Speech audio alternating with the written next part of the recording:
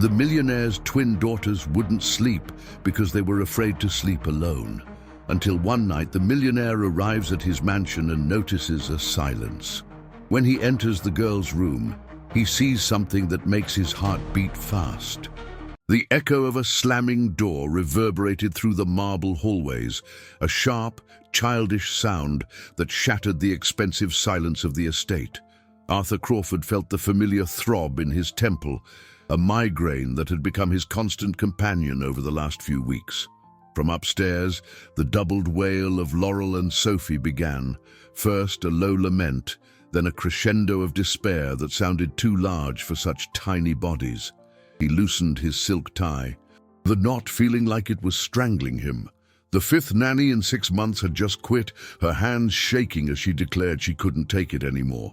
"They aren't children, sir. They're tiny little ghosts," the woman had said, before practically fleeing out the front door, leaving behind her expensive perfume and the lingering sense of failure. Arthur looked around. The living room, with its designer furniture and blue-chip artwork, felt like a mausoleum. Every object there represented a victory in his professional life, a testament to his skill in translating capital into more capital, in accumulating a fortune that put him on the Forbes lists of the country's wealthiest men. His businesses thrived, his investments in stocks and crypto multiplied, but here, inside his own home, he was a resounding failure. Net worth couldn't buy peace. He climbed the grand staircase slowly, each step a weight on his tired soul. The door to the girls' bedroom was ajar, and the hallway light illuminated little Laurel, standing in the middle of the room, her face red and swollen from crying. Sophie was huddled in bed, sobs shaking her frail body. "Daddy!" The monster slammed the door again, Laurel choked out. Arthur knelt down, the expensive fabric of his slacks wrinkling on the Persian rug. He pulled them into an embrace.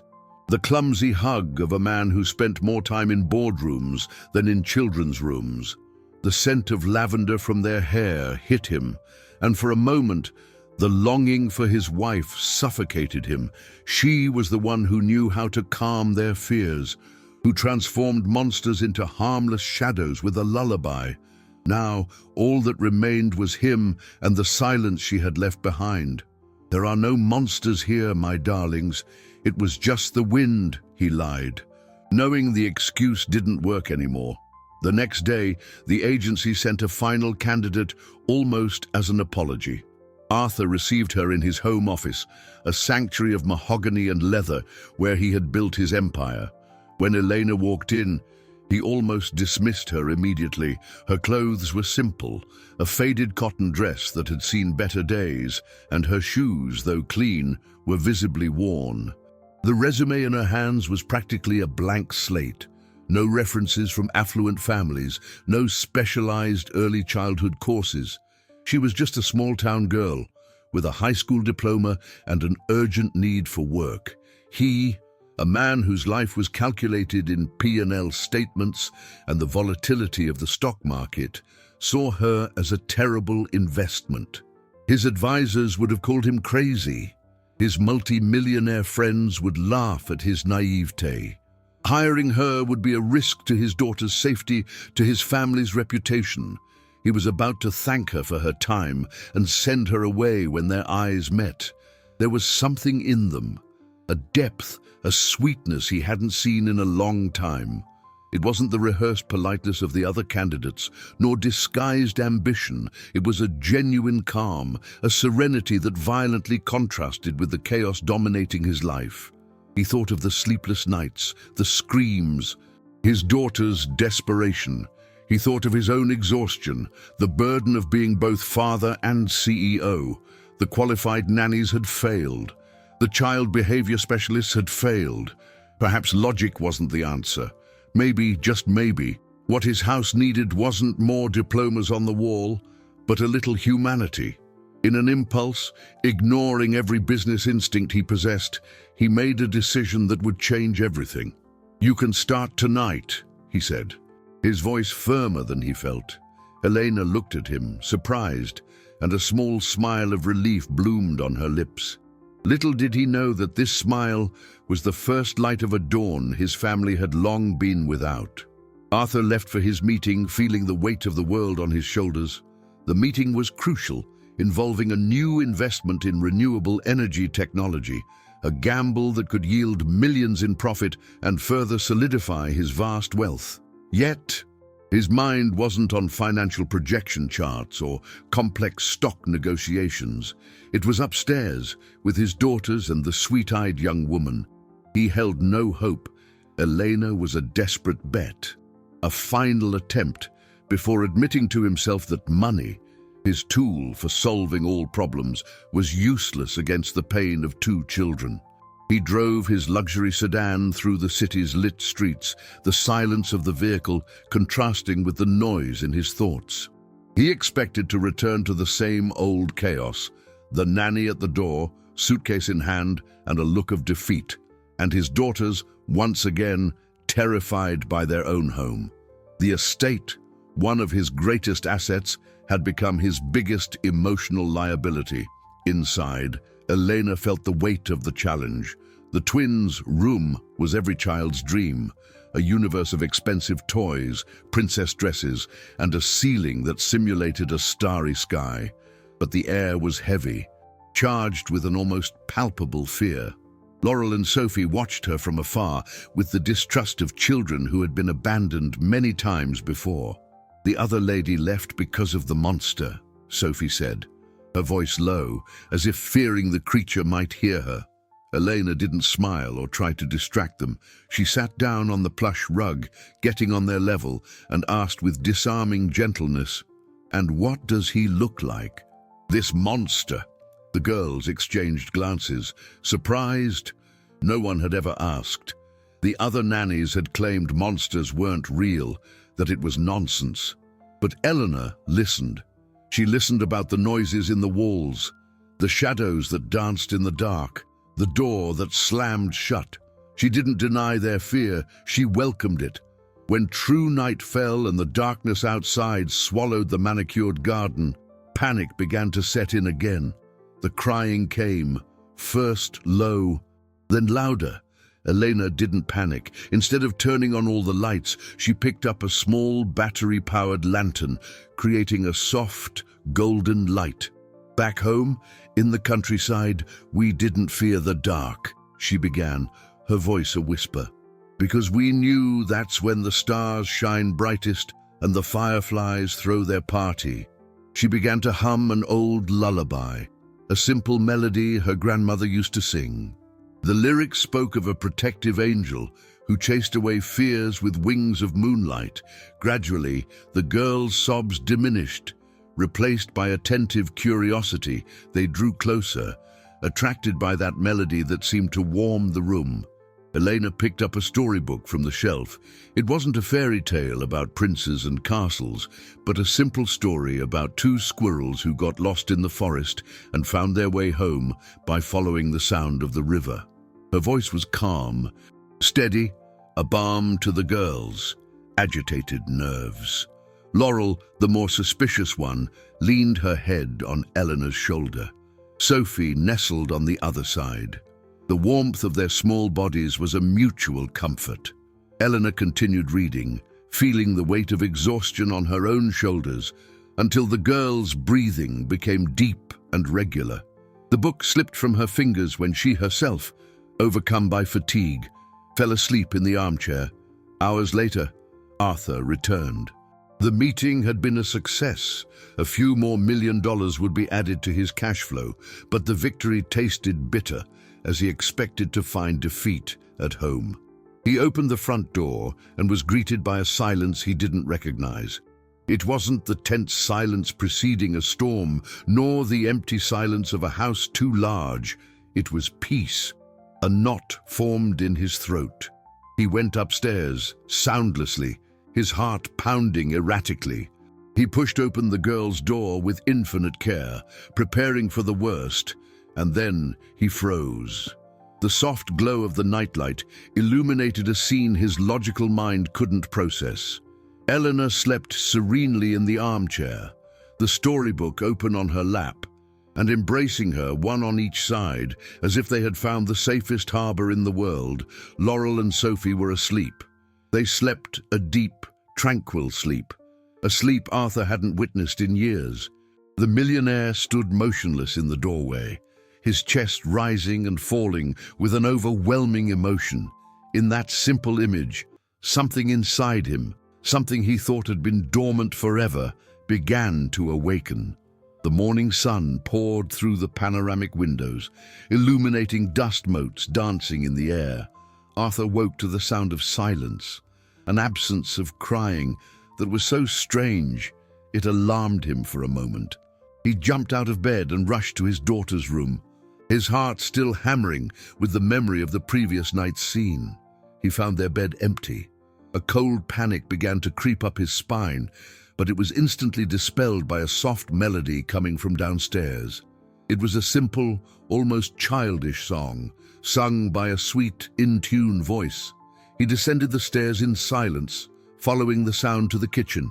There, Elena was making pancakes while Laurel and Sophie, seated at the large marble table, clapped along to the rhythm of the music. Both were laughing, a genuine, crystal-clear laugh that Arthur hadn't heard in an eternity. The scent of vanilla and butter filled the air, replacing the sterile atmosphere that usually dominated the mansion. For the first time in a long time, his house smelled like home. Elena's presence was like a gentle river that, without fanfare, began to circumvent the rocks of that family. She didn't impose rigid rules or follow child psychology manuals. Her method was simplicity. She taught the girls to make rag dolls from old socks, to create shadow puppets with their hands against the wall, and to find animal shapes in the clouds. The afternoons, previously filled with piano and French lessons the girls hated, were now spent in the garden, feet in the grass, planting seeds in small pots. Gradually, Arthur realized that laughter was overcoming tears, and play was replacing nightmares. His daughters were transforming, blossoming under the care of this young woman who had nothing but affection to offer. He, a man who understood assets and liabilities, who had built his fortune based on risk analysis and profitability projections, couldn't classify what Elena was doing. It was a kind of wealth that couldn't be measured in dollars or be charted on the S&P 500 index. In his office, surrounded by screens showing stock market fluctuations and the value of his crypto holdings, Arthur caught himself glancing at the security camera monitor, not for surveillance, but out of fascination. He watched Elena tell stories in the garden, gesturing enthusiastically while the girls looked at her with an adoration that both hurt and healed him. He saw her console Sophie after a fall, with a hug that seemed to have the power to mend not just a scraped knee, but a much deeper wound. He realized that all his net worth, his investment funds, and his valuable assets were incapable of providing that scene. That woman, with her non-existent resume, was generating the most precious dividends he had ever received: the happiness of his daughters. One afternoon, arriving home early, he heard voices coming from the girls' room. He stopped outside the door, an indiscretion that was becoming a habit. "She liked stars," Laurel was saying, her voice small and serious. "Mommy used to say that every star was a good night kiss she was sending from heaven." Arthur felt his throat close up. The girls rarely spoke of their mother, and never with such serenity. "I'm sure she keeps sending them," Elena replied, her voice full of tenderness. "And I bet she's very happy when she sees you two smiling." Arthur backed away from the door, his heart heavy and light at the same time. Elena wasn't just caring for his daughters, she was nurturing the memory of his wife, keeping it alive in a way that he, in his own grief, hadn't been able to. He was feeling vulnerable, exposed to a type of emotion the business world had taught him to suppress. The initial charm was evolving into something deeper, an admiration bordering on danger. He was the employer, she the employee. There was a clear line, a hierarchy defined by capital and social class. But Seeing her there, restoring the light to his daughter's eyes, that line began to look blurred, irrelevant. That night, as he watched the three of them through the crack of the door before bed, his phone vibrated. It was a message from Bethany Sinclair, a high society fixture from an influential family whose daughter attended the same elite school as the twins. "Arthur, darling," the text read, "I heard you hired a rather peculiar nanny. I hope you know what you're doing. Reputation is a commodity easily lost." The cold, calculated message was like a splash of cold water, reminding him of the world to which he belonged, a world that wouldn't forgive a choice made from the heart. Bethany's comment was just the beginning. Soon, whispers became open conversations in the social circles Arthur frequented. At charity galas and country club board meetings, he felt the stares and heard the snickers. "Is it true your daughter's nanny doesn't even have a college degree?" asked a colleague from the stock market, with a tone that mixed curiosity and disdain. "Be careful, Arthur. People like that can be unpredictable." Another, the wife of an oil magnate, was more direct. "How can a man with your wealth, with so much to lose, entrust what is most precious to someone with no references, no pedigree? It's a matter of security." The pressure was subtle but constant, like a tide rising slowly, threatening to erode the foundation of his decision. High society, with its unwritten rules and ruthless judgment, saw Elena not as a salvation, but as an anomaly, a piece that didn't fit into the puzzle of luxury and status they so valued. Arthur, a man who built his fortune with a reputation for being ruthless and calculating, began to waver. He prided himself on his logical decisions, his investments based on data and analysis. Hiring Elena had been an act of pure instinct, of desperation, and now the world he dominated was making him question that choice. He looked at Elena, saw how his daughters loved her, how the house had come alive, and felt immense gratitude. But then he read the society pages, heard the veiled comments, and doubt set in. Was he being naive? Was he risking the image he had taken years to build because of a girl who sang lullabies? The internal conflict consumed him. His heart saw the peace in his home, but his mind, trained for the business world, saw the risk, the vulnerability. Bethany, who had long harbored an ill-concealed interest in Arthur and the fortune he represented, saw an opportunity in the situation. She invited him for coffee under the pretense of discussing a charity fund. "Arthur, I worry about you," she said, her voice laced with false compassion. "These girls have been through so much. They need stability. Someone who understands their world. This woman, she might be well-meaning, but she doesn't belong here. What will people think?" She then delivered her poison, carefully packaged as friendly advice. "I heard a rumor that she's taking advantage of the situation, manipulating the girls to secure her place. A humble woman would do anything for a life of wealth, wouldn't she?" The seed of suspicion, once planted, began to germinate. Arthur started observing Elena with a new eye, one tainted by doubt. Every gesture of affection, every smile exchanged with the girls, was now filtered by the possibility of a hidden agenda. Was that affection genuine or part of a cunning plan? The woman who had saved his daughters from nightmares now became, in his mind, an ambiguous figure. He began to distance himself, becoming more formal, colder. Conversations in the kitchen became shorter. Thanks became more perfunctory. He, the billionaire accustomed to controlling every aspect of his life, was losing control of his own emotions, divided between the evidence of his eyes and the poison of the whispers. Elena felt the change immediately. The warmth in Arthur's eyes was replaced by a reserve that hurt her deeply. His good mornings became monosyllabic. His gazes, once admiring, now seemed evaluative. She didn't understand what she had done wrong.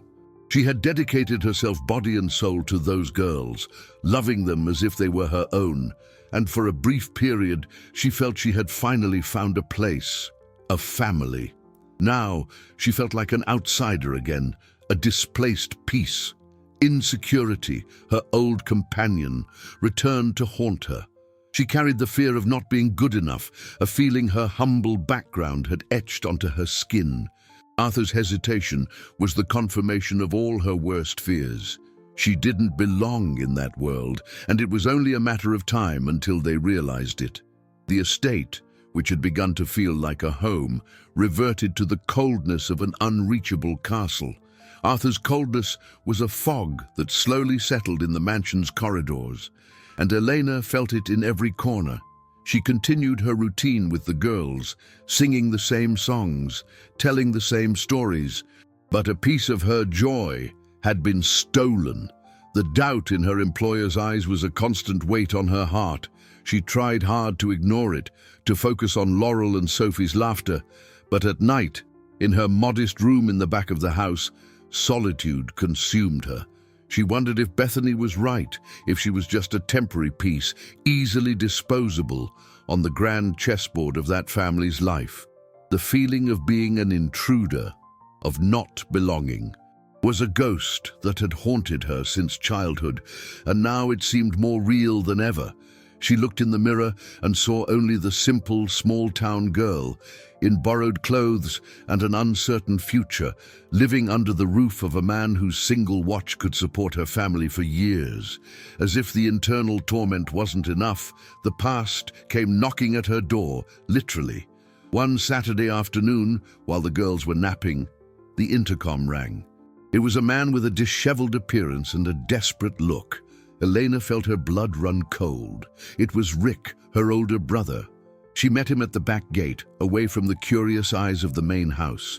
He was thinner, with deep circles under his eyes that told stories of sleepless nights. "I need help, Lena," he said, his voice hoarse, without preamble. "I owe a lot of money. Dangerous people." He spoke of gambling debts, of loan sharks, of threats. Every word was a knife in Elena's heart, a reminder of the precariousness of where she came from, a world of hardship she was desperately trying to leave behind, not out of shame, but to build something better for herself and, perhaps, for them. She didn't have much. The salary Arthur paid her was generous by her standards, but she sent most of it to her parents back in the rural community. The little she saved was for an emergency, a small fund to, perhaps, return to school one day. But the desperation in her brother's eyes was stronger than her dreams. She went inside, grabbed all her savings, and handed them to him. "It's everything I have, Rick. Please, use this to settle up. Try to change your life," she pleaded, her heart heavy. He took the money, promised it would be the last time, and vanished as quickly as he appeared, leaving Elena with empty pockets and a shattered soul. That clandestine meeting, however, did not go unnoticed. A photographer, probably hired by some tabloid to get any image of the billionaire's mysterious nanny, was hiding across the street. The camera click was silent, but the damage would be deafening. 2 days later, the scandal broke. The photo of Elena handing an envelope of cash to a suspicious-looking man was on the cover of a gossip magazine. The headline was cruel and sensationalist. "The nanny and the shady character, the billionaire's new hire." The article insinuated that she was involved with criminals, that her brother was a thug, and that she posed a risk to the children's safety. It used her humble background as a weapon, painting a portrait of poverty and desperation that transformed her into a dangerous con artist. The news spread like wildfire. The phones at the mansion wouldn't stop ringing. Arthur's friends and advisors pressured him. "You need to fire her immediately. This is a scandal. Think of your assets, your reputation, the value of your stocks." His lawyer's voice screeched over the line. Arthur read the article, his stomach churning. The image of Elena with her distressed face handing over the money clashed with the image of the woman who sang his daughters to sleep. Bethany's rumors, the social pressure, the media scandal, it all combined into a perfect storm in his mind. He called her into his office. Elena entered, pale, her eyes red from crying. She held the magazine in her trembling hands. "Mr. Crawford, I can explain," she began, her voice failing. But Arthur, cornered, pressured, with the weight of his empire and his name on his shoulders, interrupted her. "Explanations don't erase headlines, Elena," he said, his voice cold as steel. The same voice he used to close ruthless deals. The pain and disappointment on her face were so intense that, for a moment, he felt a pang of remorse. But fear of the scandal, fear of having been wrong, fear of being seen as a fool, was stronger. He was about to say the words that would send her away, that would tear her from his daughters' lives, without realizing that, by doing so, he would be creating a void even greater than the one she had come to fill. Elena looked at Arthur, awaiting the final sentence. His words, cold and distant, were like shards of glass in her already wounded heart. She saw the conflict in his eyes, the struggle between the man who watched her with gratitude through the crack in the door and the billionaire who needed to protect his empire. For a moment, resignation overcame her. Maybe it was better this way, to leave, to return to her simple life, where the only expectations were her own. But then, the image of Laurel and Sophie came to mind. Their tight hugs, the secrets whispered in her ear, the way their little eyes sparkled when she told a story. They had already lost their mother. Losing her, too, would be a cruelty, a new wound in their small hearts. The idea of causing them more pain was unbearable. This thought gave her a strength she didn't know she possessed. The humble, frightened girl gave way to a woman willing to fight for the only treasure that truly mattered to her, the love of those children. "He is not a thug," she said, her voice low but firm, breaking the tense silence of the office. "He is my brother, and he made mistakes, many mistakes. I'm not proud of what he did, but I cannot abandon him. He is my family." She lifted her chin, her eyes meeting his without faltering. "The money I gave him was mine, every penny. The little I had saved. I didn't steal it, I didn't borrow it, I didn't compromise the safety of this house or your daughters in any way." She paused, taking a deep breath. "You can believe the headline of a magazine that profits off human misery, or you can believe the woman who cares for your daughters as if they were her own. The choice is yours." She didn't beg. She didn't cry anymore. She simply exposed the truth, raw and unadorned, and placed the decision in his hands. Her dignity in that moment was a more solid asset than any stock on the exchange. Her frankness disarmed him. Arthur expected tears, pleas. Instead, he found a silent strength that shamed him. He looked at her face, at the sincerity in her eyes, and the image of the con artist painted by the media began to crumble. He remembered the peace she had brought to his house, the laughter of his daughters. How could he have doubted so easily?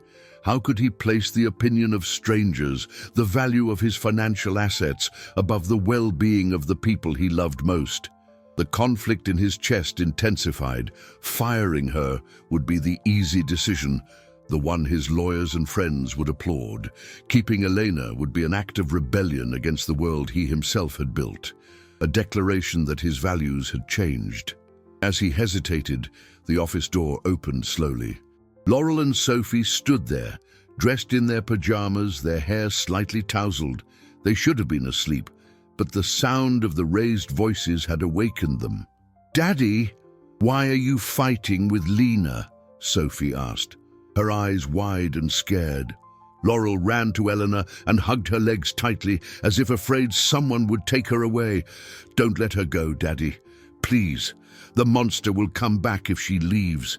His daughter's desperate plea was the final straw. Arthur looked at the scene, Elena with her hand protectively on Laurel's head, Sophie looking at him with a soul-piercing plea. In that instant, he understood. No reputation, no business deal, no inheritance was worth the pain he saw etched on his daughters' faces. He knelt down, getting down to their level. "No one is going anywhere, sweetheart," he said, his voice choked with an emotion he could barely contain. "Lena is staying." He then stood up and looked at Elena, and for the first time, she didn't see the employer or the billionaire. She saw the father, the man. There was an apology in his gaze, a silent promise. "Stay," he said, the simple word loaded with immense meaning. "Please." In that moment, something shifted between them. The line between boss and employee didn't just blur, it vanished. A fragile yet powerful connection began to form, built not on contracts or salaries, but on shared vulnerability and the love for two girls that united them in an unexpected and irrevocable way. The crisis, which had threatened to tear them apart, ended up forging the first link in a much stronger chain. The decision to keep Elena, an act of defiance against his own world, changed the atmosphere of the mansion. Arthur, freed from the burden of external opinion, finally allowed himself to observe the transformation of his home without the filter of suspicion. He started coming home earlier, trading the last hour of cash flow analysis for the chance to peek in at story time. He would sit in his armchair in the adjacent room, the newspaper forgotten in his lap, just listening to Elena's soft voice weaving tales of talking animals and enchanted rivers. On one of those afternoons, as she helped the girls bake a cake, messing up the immaculate kitchen with flour and laughter, their hands accidentally brushed as they reached for the same sugar jar. It was a brief electric touch that made both of them recoil as if they had been burned. Their eyes met for a second that felt like an eternity, and in that awkward silence, a new truth, delicate and frightening, began to bloom between them. Both ignored it, turning their attention back to the girls, but the seed of that forbidden feeling had been planted. The newly won peace, however, was as fragile as glass. That night, a violent storm broke over the city, with winds that howled and whipped the trees in the garden. Rain beat against the windows in furious torrents, and the sky was torn by lightning that illuminated the darkness in brief, ghostly flashes. Inside, the noise of the storm seemed to amplify the silent tension that had settled. During dinner, Sophie complained of the cold and barely touched her food.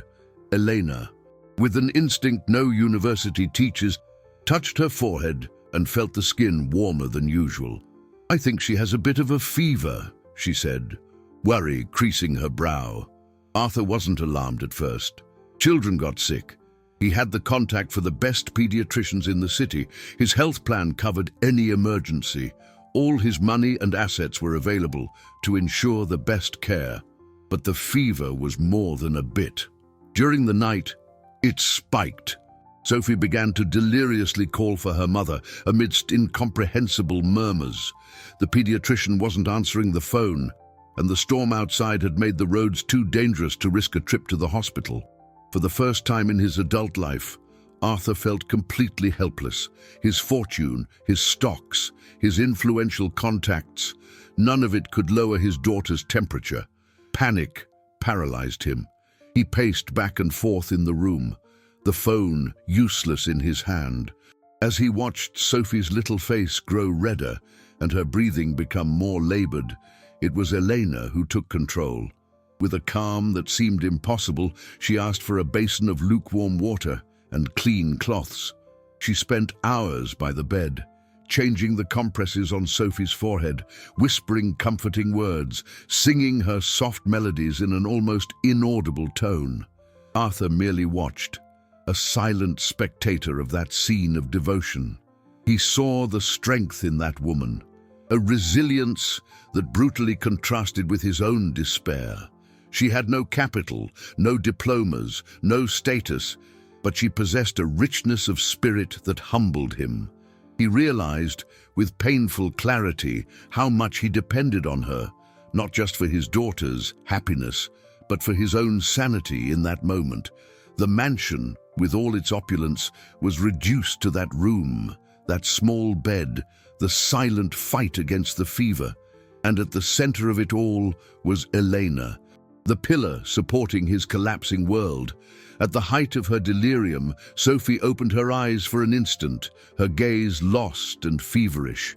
She extended her little hand, not toward the father who was paralyzed with fear, but toward the woman who cared for her with so much love. Her tiny hand touched Elena's face and, with a weak, husky voice, a single word escaped her lips. A word that made Arthur's heart stop and Eleanor's world crumble. "Mommy!" The word "mommy" hung in the air, more resounding than the thunder echoing outside. Time seemed to freeze. For Arthur, it was as if the ground had opened beneath him. That sound, coming from his daughter's lips, was both the cure for one wound and salt in another. He looked at Elena's pale face and saw the terror etched in her eyes. She didn't see his emotion, only the shock. For her, that word was not a feverish slip from a child, but an accusation, proof that she had failed in her most fundamental task, to maintain distance, to be only the nanny. She pulled her hand from Sophie's face as if she had touched fire. Her body instinctively retreating, the warmth of the room seemed to vanish, replaced by an awkward and painful cold. "I'm so sorry," she whispered, her voice choked with shame. I didn't mean to. I never meant to." She couldn't finish the sentence. She turned and rushed out of the room, leaving Arthur alone with his sleeping daughter and the echo of that impossible word. The next morning, the storm had passed, taking Sophie's fever with it. The sun shone and the house was silent, but the calm was deceptive. A new, internal and silent storm had set in. Elena was different. Her spontaneous sweetness was replaced by a rigid and painful formality. She avoided Arthur's gaze, addressing him only as Mr. Crawford, and limiting her responses to monosyllables. She continued to care for the girls with the same efficiency, but the warmth was gone. The hugs were shorter, the songs sung with a studied distance.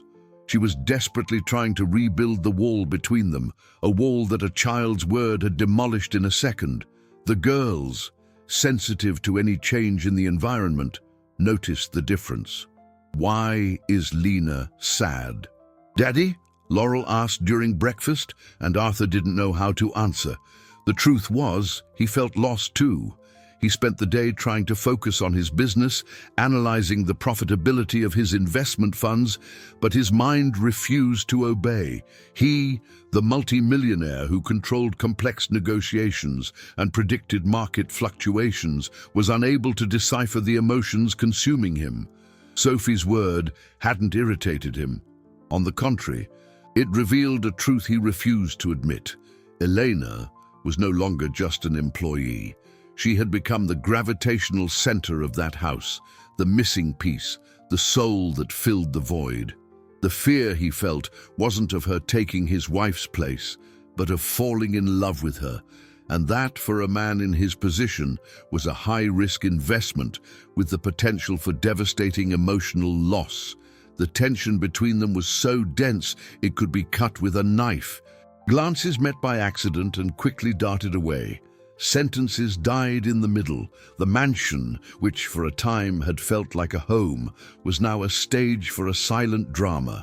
It was into this charged setting that Bethany decided to appear uninvited, bringing a ridiculously large teddy bear for Sophie. Her sharp, social predator eyes swept the room, immediately catching the heavy atmosphere.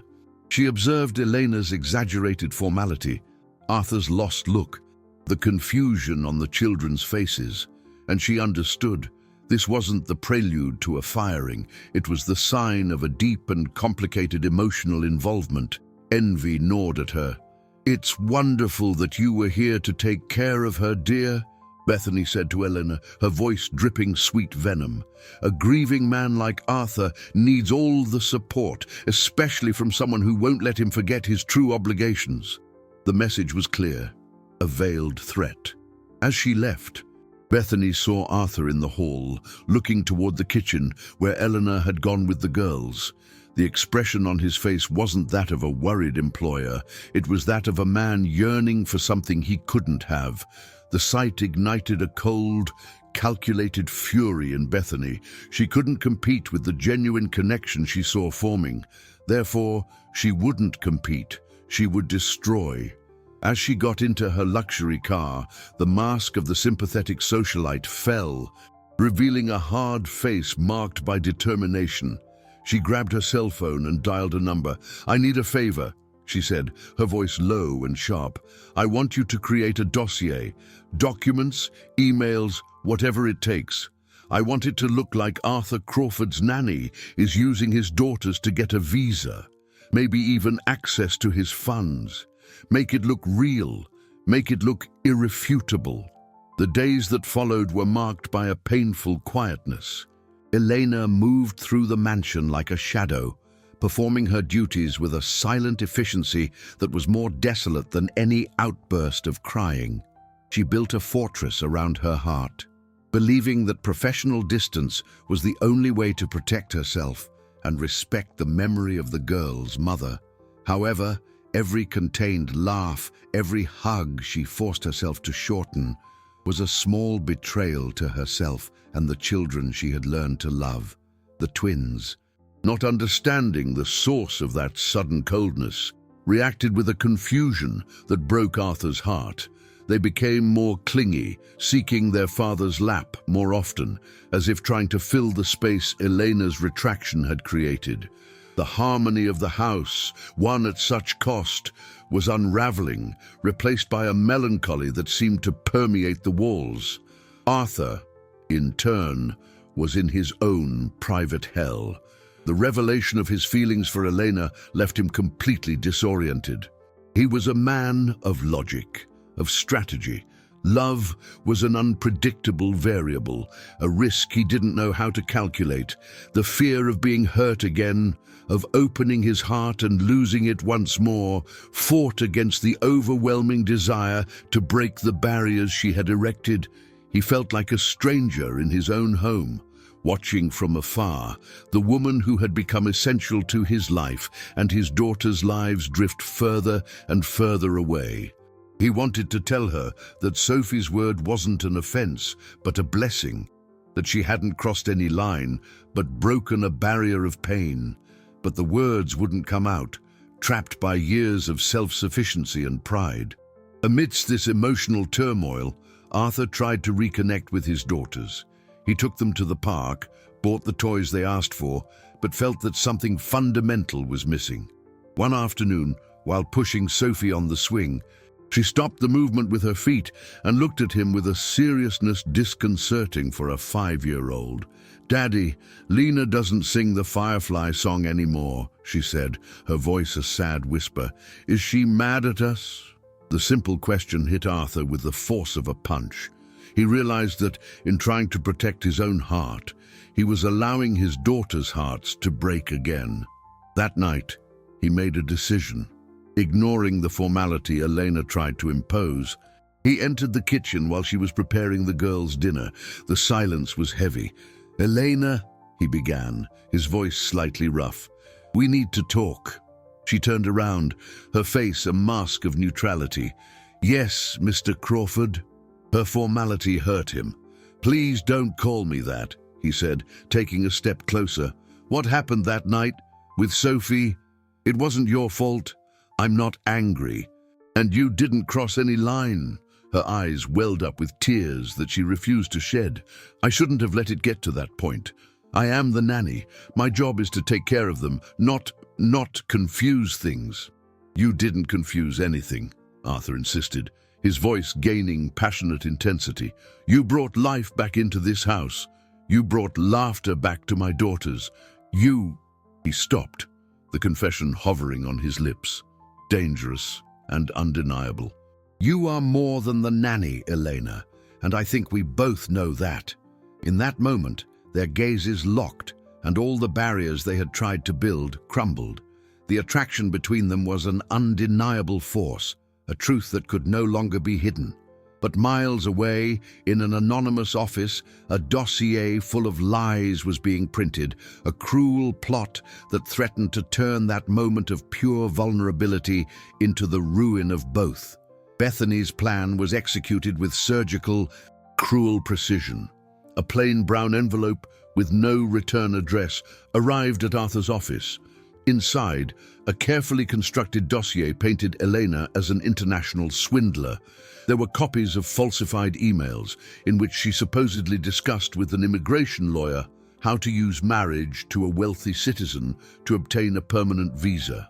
There were forged bank statements showing money transfers to overseas accounts, insinuating money laundering or financing of illicit activities linked to her thug brother. The narrative was convincing, full of legal and financial jargon designed to exploit the worst insecurities of a businessman. To Arthur, who lived in a world where betrayals and hidden agendas were the norm, the documents seemed frighteningly plausible.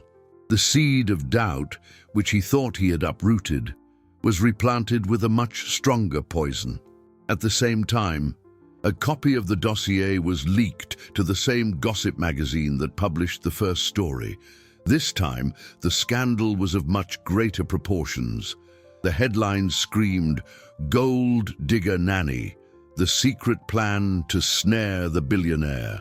The story portrayed her not merely as a simple small-town girl with a problematic past, but as a cold, calculating manipulator, taking advantage of a widowed father and two orphaned children to execute a multi-million-dollar scheme. The media pressure was instantaneous and overwhelming. Reporters camped outside the mansion gates. The phones wouldn't stop ringing. This time, it wasn't just Arthur's friends pressuring him, but his partners, the shareholders of his corporations. The value of his stocks began to fall. The scandal threatened not only his personal life, but the very empire he had built. His name, his wealth, everything was at risk. Arthur locked himself in his office. The dossier spread across the mahogany desk. Every page he read was torture. His mind, trained to analyze data and identify patterns, saw the cold logic of the documents, but his heart remembered the warmth of her hand, the tenderness in her voice, singing to Sophie, the strength in her eyes when she defended her brother. He was torn. One part of him, the ruthless CEO, saw this as a monumental betrayal, a catastrophic failure of judgment. Another part, the man who was falling in love, refused to believe it. He felt like a fool. Had he been so blind? Had his daughter's need and his own loneliness turned him into an easy target? Bethany's voice echoed in his mind. A humble woman would do anything for a life of wealth. Elena knew nothing. She only realized something was terribly wrong when she saw the news vans outside and the grim faces of the security guards.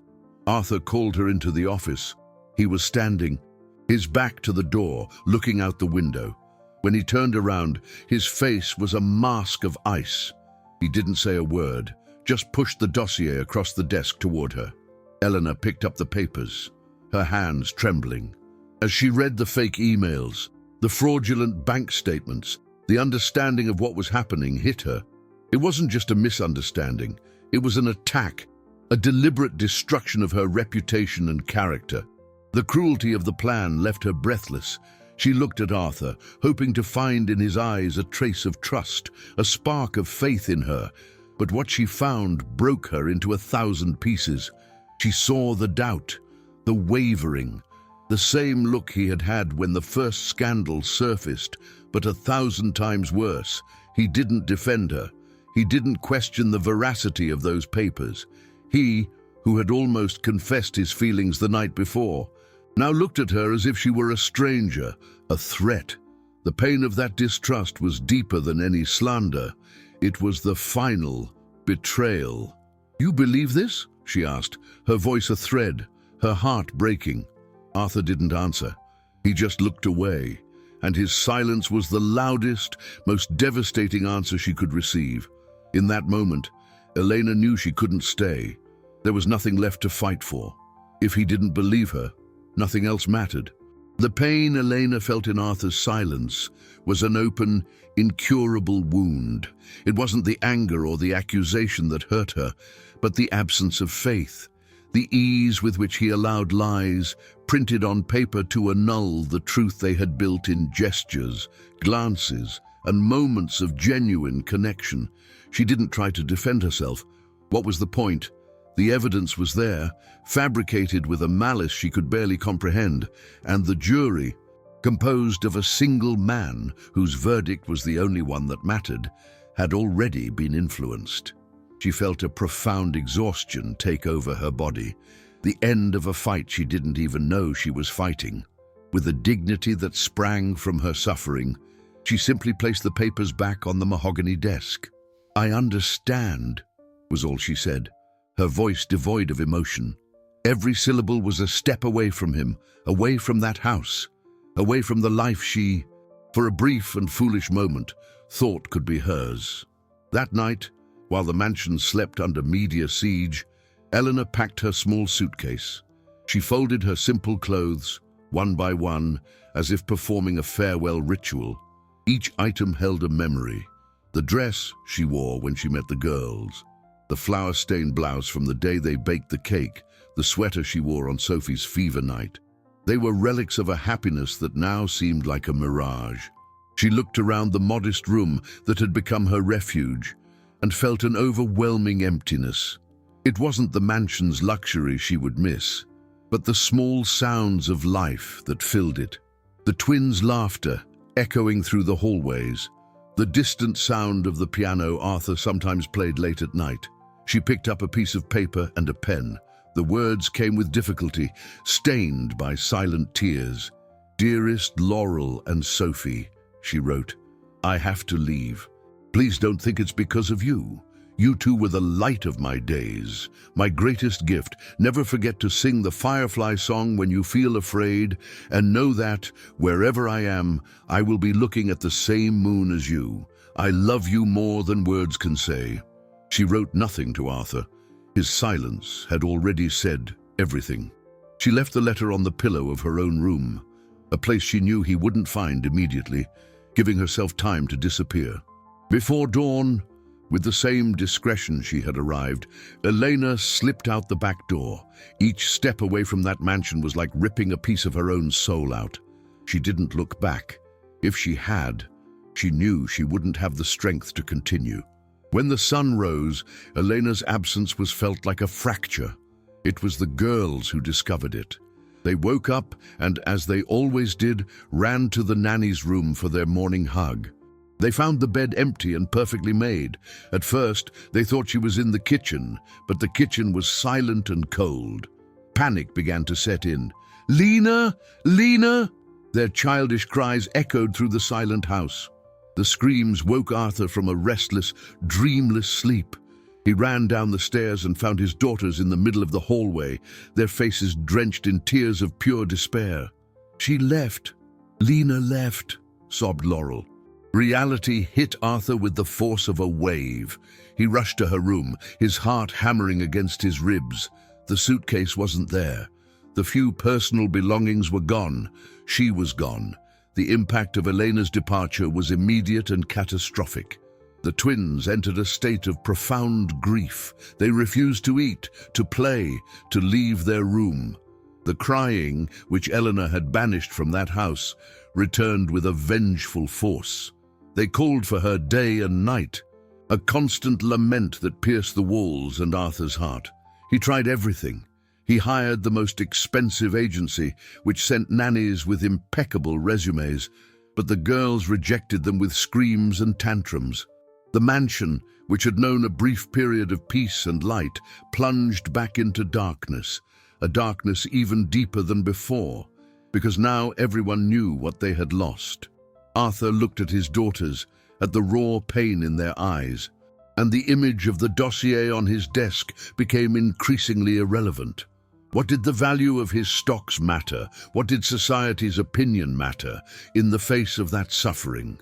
He had hesitated, and his hesitation had cost not just a few points on the stock market, it had cost his daughters happiness, and perhaps his own. The days dragged on, grey and silent, punctuated only by the inconsolable sobs of the girls. The mansion, once a symbol of Arthur's success, had become a luxurious prison, a monument to his monumental failure. He tried to work, but the financial spreadsheets seemed like meaningless blurs. The phone calls from his partners and lawyers, once urgent, now sounded like distant, irrelevant noises. All his fortune, all his power, all his acclaimed business acumen were useless. He couldn't fix what was broken in his own home. He looked at his daughters, huddled in bed, refusing food, their eyes swollen from crying over Elena's absence, and the truth hit him with brutal and devastating clarity. He had made the worst mistake of his life, a calculation error not in dollars or euros, but in trust and love. On a particularly difficult night, while trying in vain to get Sophie to eat some soup, she pushed him away with her little hand and said, her voice weak, "I want Lena. She knows how to chase away nightmares." In that moment, something inside Arthur broke. Pride, fear, doubt, it all collapsed. He saw himself through his daughter's eyes, a man who had everything and who, for fear of what others would think, had thrown away the only thing that truly mattered. He looked around at the opulent room, at the untouched expensive toys, and felt disgusted with himself. No investment, no profit, no comment from high society was worth more than his daughter's smiles. And he knew, with a certainty that transcended any business logic, that their smiles and the peace of his own heart had left along with Elena. Driven by an impulse that came not from the mind, but from the soul, he stood up. He went to his office, grabbed the slanderous dossier and, without even rereading it, tore it into pieces, throwing the remnants into the fireplace. He didn't need proof or counterproof. The proof of Elena's innocence was in his daughter's pain, in the memory of her dedication, in the warmth she had brought into their lives. He finally understood that true wealth was not in his assets, but in the human connection he had almost destroyed. He grabbed his car keys. He didn't have a plan. He didn't know exactly where to go. The only information he had was the name of the small rural town listed on her employment form. It was little, almost nothing, but it was a start. He didn't care if he had to drive all night. If he had to ask door to door, he would find her. He found her in a simple, faded paint house with a small front yard where her mother was tending to rose bushes. When Eleanor opened the door and saw him standing there, his face marked by exhaustion and remorse, her first instinct was to slam the door shut. The pain of the betrayal was still alive, throbbing, but she saw something in his eyes that made her stop, a vulnerability she had never seen before. It wasn't the billionaire, the employer who stood there, but a broken man begging for a second chance. "Elena," he said, his voice husky, laden with a regret that seemed to come from the depths of his soul. "I was a fool, a blind, arrogant, and complete fool." He didn't try to apologize with empty words. He told her about the sleepless nights, about the deafening silence of the house, about the girls' refusal to eat, about the crying that wouldn't stop. He spoke about the emptiness her departure had left, a hole no fortune in the world could fill. "I didn't come here to offer you your job back," he continued, taking a step forward, his heart exposed. "I came because I realized it's not about a job. It never was. It's about family. It's about me. I fell in love with you, Elena, and my fear and my pride made me throw away the best thing that ever happened to me." Tears streamed down his face, tears from a man who rarely cried. "I don't just want you as my daughter's nanny. I want you as an essential part of my life, of our life. If you can forgive me." His declaration, raw and desperate, shook Elena's defenses. She saw the truth in his tears, the sincerity in his pain, the love she felt for him, which she had tried to suppress and bury, resurfaced with an overwhelming force. But before she could answer, two small figures emerged from behind Arthur. Where they had been hiding, watching the scene with wide eyes, it was Laurel and Sophie. Seeing Elena, their hesitation lasted only a second. They ran toward her, their little arms clinging to her with desperate strength, burying their faces in her dress. "Lena, you came back," cried Laurel. And then Sophie lifted her face, her eyes still wet with tears, and made the request that would seal all their destinies. "Stay with us forever. Stay and be our mommy." Sophie's request, pure and straight from the heart, was the only answer that mattered. There, on the threshold of that modest door, with her arms wrapped around the two girls clinging to her like a lifeline, Elena felt all her doubts and hurts dissolve. She looked over the blonde heads at Arthur, who watched her with a hope so fragile yet powerful it took her breath away. On his face, she no longer saw the wavering billionaire, but a father willing to cross any distance and swallow all his pride for the sake of his daughters and the love he felt. She nodded, an almost imperceptible movement, but one that, for Arthur, felt like the sunrise after a long, dark night. The tears she shed then were not of pain but of relief, of a reunion that seemed destined. The small house, silent witness to her suffering, now became the stage for the reconstruction of their family. The return to the mansion was unlike anything they had ever experienced. There was no longer the dynamic of employer and employee, but the delicate choreography of four people learning to be a family. Arthur, with a newfound humility, made sure to ask for forgiveness.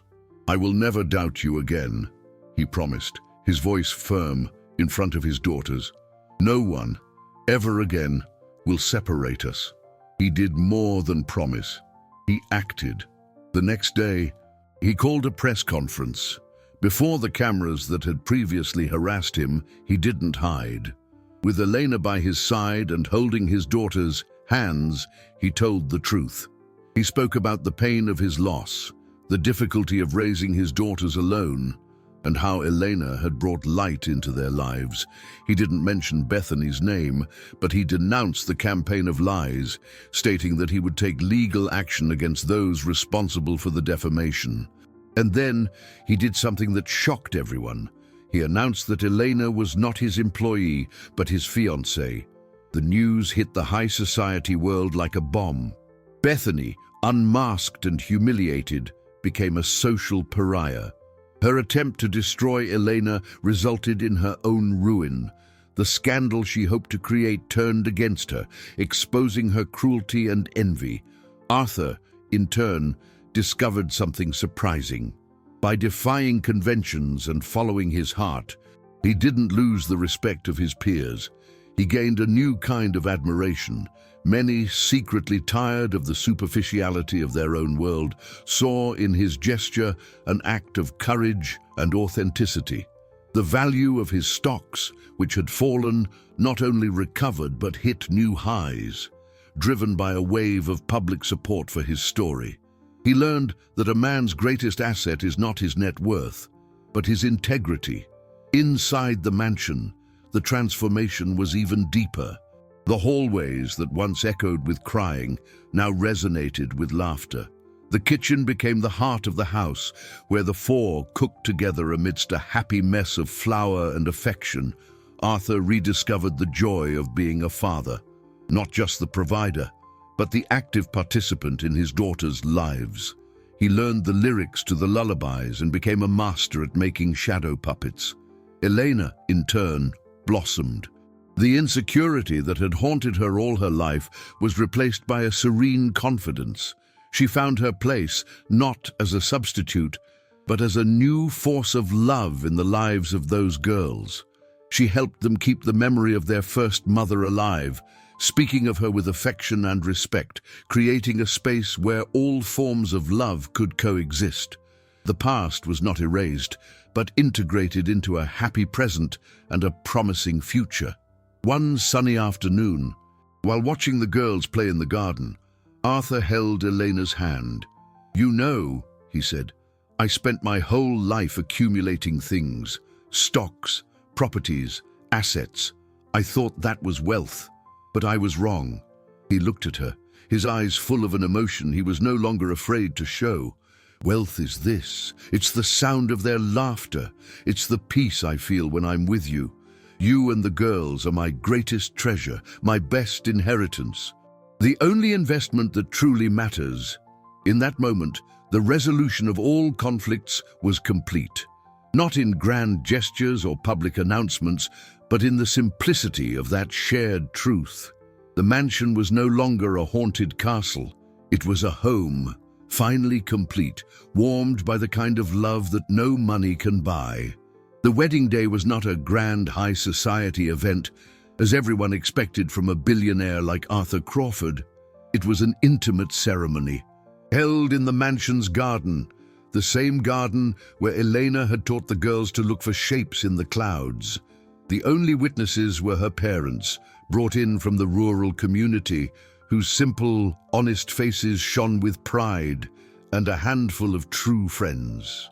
Laurel and Sophie were the flower girls. Dressed in white dresses, they helped choose themselves and carried the rings on a small velvet cushion. When Elena walked across the grass toward Arthur, it wasn't the former nanny or the humble girl that everyone saw, but a radiant woman whose strength and sweetness had rebuilt a family. Arthur received her with a look that contained a universe of gratitude, love, and silent promises. In that instant, under the blue sky, they were not the millionaire and the ordinary woman. They were just two people who had found their safe harbor in each other. The mansion, once a cold space defined by its dollar value, permanently transformed into a vibrant home. The nights, which were once the epicenter of fear and loneliness, became the most anticipated time of the day. The bedtime story routine was now a sacred ritual for the four of them.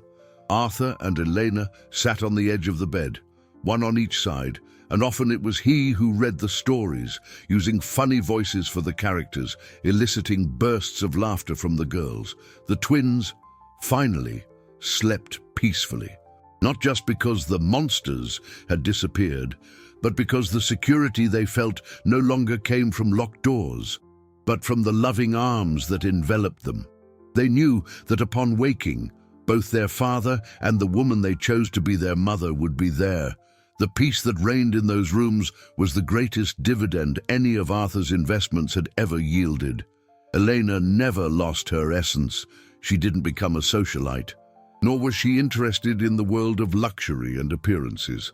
With Arthur's support, she created a small foundation to help young people from humble backgrounds access education, using her own story as inspiration. She became living proof that a person's worth is not in their assets or their last name, but in the capacity to love, to care, and to transform the lives of others. Arthur, in turn, also changed. He remained a brilliant businessman, but his definition of success had expanded. He began dedicating more time to philanthropy and projects that generated not only financial profit, but social impact. He learned that the greatest cash flow a man can have is the love that flows within his own home. Years later, on a summer night, Arthur found Elena sitting on the porch, looking up at the starry sky. The twins, now pre-teens, were in their rooms, sleeping the deep, serene sleep that had become the norm. He hugged her from behind, and they remained silent for a moment, just listening to the sound of crickets and feeling each other's presence. "Remember the first night?" he asked, his voice low. "When I found you asleep in that armchair?" She smiled, leaning her head on his shoulder. "I remember. I was so scared. And I," he confessed, "was so lost. You walked through that door with nothing, Elena, and you ended up giving me everything." She turned to him, her eyes shining with the same sweetness as the first day. "We saved each other, Arthur, all four of us." And in that simple truth lay the beauty of their journey. Their story was not a fairy tale about a poor girl who married a rich prince. It was a real story about how kindness, courage, and love can heal the deepest wounds, turn a house into a home, and prove that the greatest of all fortunes is, and always will be, having someone to love and a place to belong.